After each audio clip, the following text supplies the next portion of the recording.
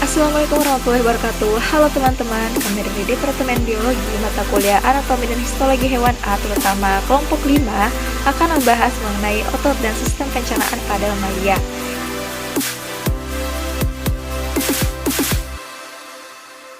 Nah, selanjutnya yaitu garis besar untuk pembahasan kami ini ada 4. Yang pertama yaitu pengertian dan jenis-jenis otot pada mamalia akan dijelaskan oleh Dede Setiawan. Kemudian fungsi dan peran otot pada mamalia akan dijelaskan oleh Nurul Amalia. Adapun materi ketiga yaitu pengertian sistem pencernaan akan dijelaskan oleh Rivaldi Pratama. Dan materi keempat yaitu organ-organ sistem pencernaan pada mamalia akan dijelaskan oleh Isti Rahmadila dan Rika Isutrisno. Adapun sebagai penutup yaitu kesimpulan akan dijelaskan oleh saya sendiri, Dea Sagita. Baik, saya atas nama Dede Setiawan. Sebelum memasuki materi terkait sistem otot dan sistem pencernaan pada mamalia, sebelumnya kita harus mengetahui apa yang dimaksud dengan hewan mamalia itu sendiri. Jadi, hewan mamalia merupakan hewan yang memiliki kemampuan untuk menyusui anaknya, berkembang biak dengan cara beranak, dan bagian tubuhnya tertutupi oleh rambut. Hewan mamalia ini memiliki tingkatan tertinggi dalam suatu taksa hewan.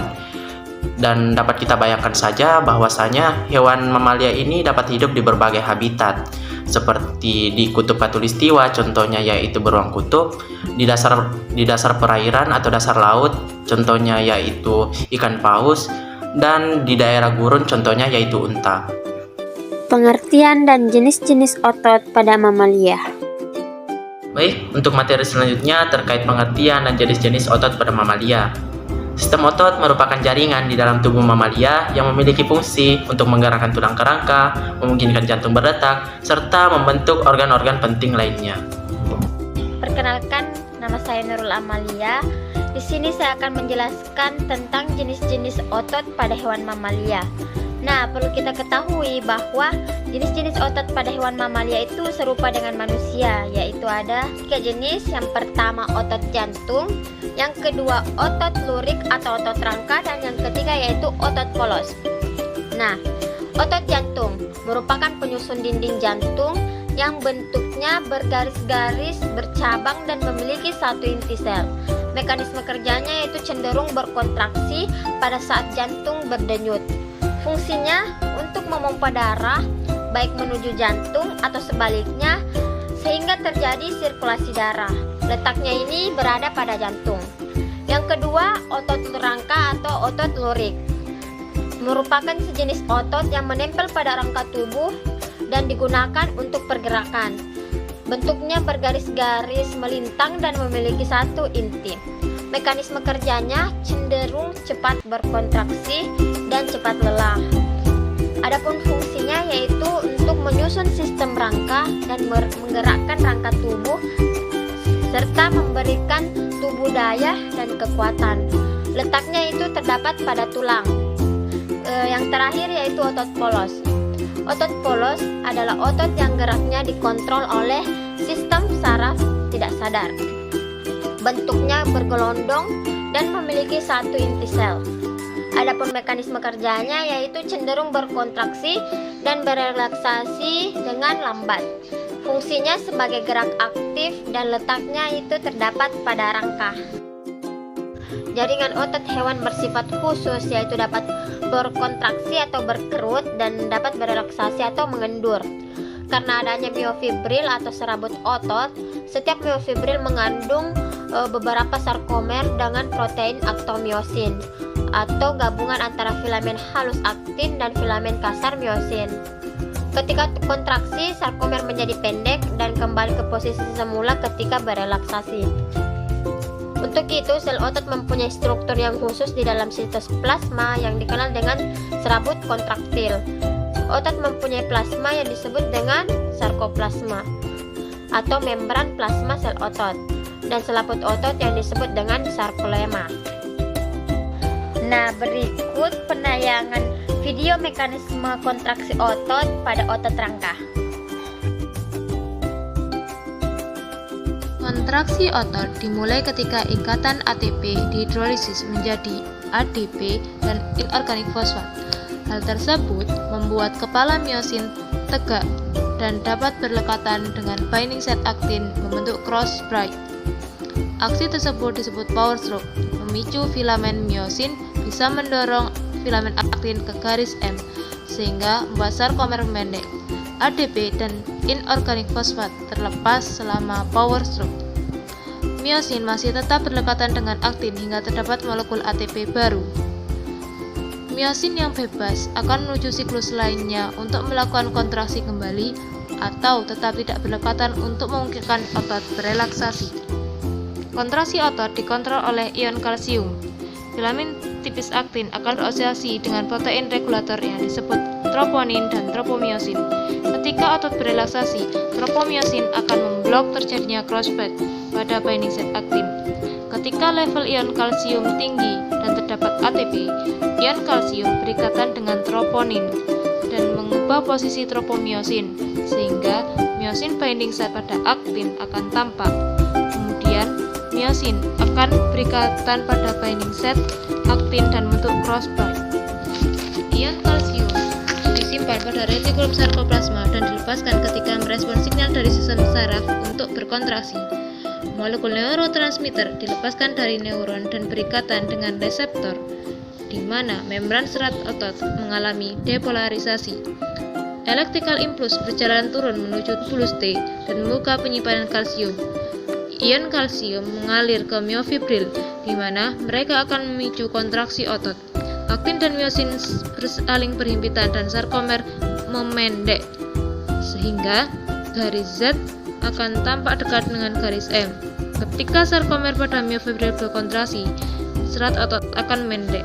Ketika serat otot berkontraksi secara serentak, sebuah otot dapat memproduksi gaya yang cukup untuk menggerakkan anggota badan. Teman-teman, selanjutnya kita melangkah ke subtopik pembahasan yang terbaru terkait dengan sistem pencernaan pada mamalia. Selanjutnya, teman-teman, bagaimana sistem pencernaan pada mamalia? Pada umumnya, sistem pencernaan pada mamalia hampir sama dengan hewan vertebrata lainnya. Namun, dalam hal ini, mamalia dalam sistem pencernaannya itu lebih kompleks dan lebih panjang. Mamalia berdasarkan sumber makanannya kita ketahui terbagi menjadi 3 kelas utama, yaitu ada kelas herbivora, karnivora, dan omnivora. Dari ketiga kelas ini memiliki spesifikasi khusus terkait dengan sistem pencernaannya, khususnya terdapat perbedaan pada struktur gigi dan struktur lambung dari ketiga kelas-kelas mamalia ini. Perbedaan struktur dari tiap tipe gigi pada kelas mamalia ini dapat kita lihat pada kelas herbivora. Tipe gigi yang berkembang dengan baik adalah gigi geraham, sedangkan gigi seri dan gigi taringnya itu kurang berkembang dengan baik karena kurang digunakan. Sedangkan pada karnivora, gigi taringnya dan gigi serinya itu berkembang dengan sangat baik dan gigi gerahamnya mengalami peruncingan. Sedangkan pada gigi omnivora, seluruh tipe giginya itu berkembang dengan baik. Teman-teman, kita akan melihat bagaimana struktur dari sistem pencernaan dari ketiga kelas mamalia ini. Jadi secara umum, ketiga kelas mamalia ini memiliki persamaan dari segi sistem pencernaannya, yaitu terdiri atas mulut, kerongkongan, lambung, usus halus, usus besar, dan anus. Namun, jika kita lihat dan kaji lebih jauh lagi, ternyata terdapat perbedaan. Nah, pada struktur sistem pencernaan herbivora itu ternyata lebih panjang jika dibandingkan struktur pencernaan dari kedua kelas mamalia lainnya, yaitu omnivora dan karnivora. Struktur sistem pencernaan herbivora yang panjang ini gunanya untuk mengoptimalkan pencernaan karena sumber makanannya itu berasal dari tumbuhan yang mengandung serat yang tinggi yang sulit untuk dicerna oleh hewan pada umumnya.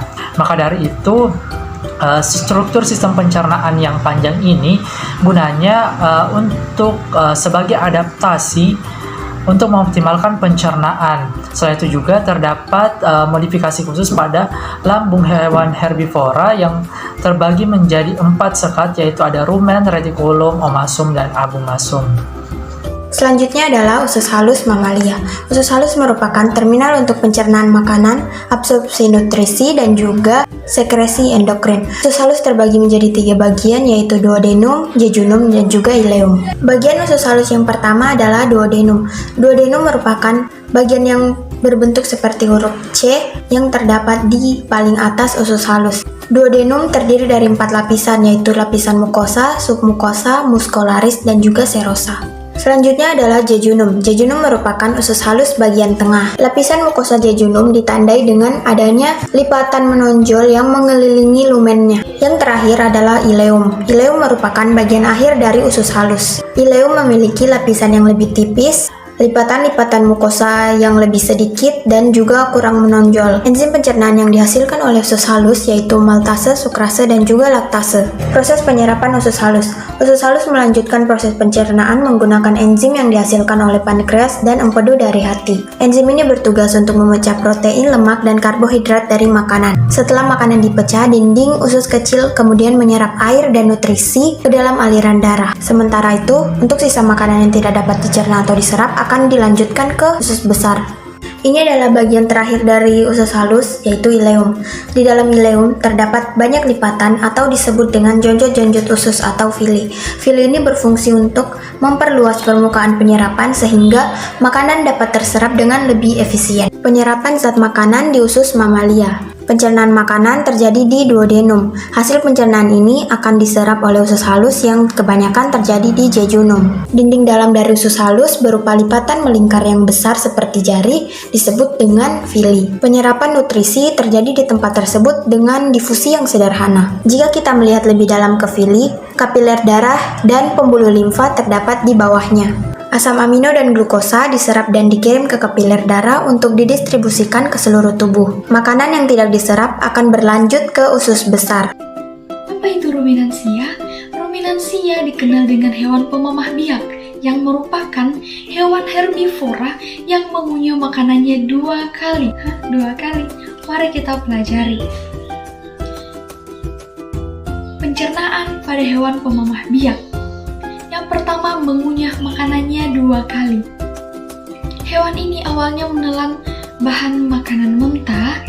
Setelah itu, ia mengeluarkan kembali makanan yang sudah setengah dicerna dari perutnya, lalu mengunyahnya lagi. Beda dengan jenis hewan lain, hewan pemamah biak memiliki 4 pembagian lambung. Yang pertama ada rumen yang merupakan tempat penyimpanan sementara bahan makanan yang masuk ke mulut. Nah, di umasum bahan makanan yang sudah setengah dicerna itu digumpal-gumpalkan untuk kemudian dimamah lagi. Nah, abomasum terjadi pencernaan secara kimiawi oleh bantuan enzim-enzim. Nah, di retikulum akan dicerna makanan yang telah digumpal-gumpalkan tadi. Penyerapan zat makanan. Nah, sisa-sisa yang masih mengandung air dan mineral akan diserap melalui dinding usus besar dan akan didistribusikan ke seluruh tubuh. Setelah penyampaian daripada pemateri tadi, tibalah kita kesimpulan. Adapun kesimpulannya yaitu sistem otot ini dia berperan penting untuk menggerakkan tulang kerangka, memungkinkan jantung untuk berdetak serta memberikan dinding untuk organ-organ tertentu. Di mana jenis otot ini dia ada 3, yaitu otot polos, otot lorik, dan juga otot jantung. Di mana pada hewan vertebrata itu dia bersifat khusus. Mengapa? Karena ketika dia berkontraksi dan berlaksasi itu dipengaruhi oleh adanya myofibril atau serabut otot. Nah, selanjutnya yaitu sistem pencernaan, di mana sistem pencernaan ini dia berperan untuk pengolahan makanan, baik secara mekanis maupun secara kimiawi. Nah, pada hewan vertebrata, organ pencernaan ini dia ada 2, yaitu saluran pencernaan atau tractus digestivus dan juga kelenjar pencernaan atau glandula digesturia. Namun pada hewan ruminansia itu agak berbeda karena dia mengalami 2 kali pencernaan, baik secara mekanis melalui mulut, kemudian secara fermentatif oleh enzim-enzim pencernaan. Pada ruminansia, organ pencernaan itu terdiri dari mulut, kemudian rumen, kemudian retikulum, omasum, abumasum, usus hulus, cecum, kolon, dan juga rektum. Nah, sekianlah presentasi dari kelompok kami. Terima kasih atas segala perhatiannya. Semoga bermanfaat. Assalamualaikum warahmatullahi wabarakatuh. Thanks for watching.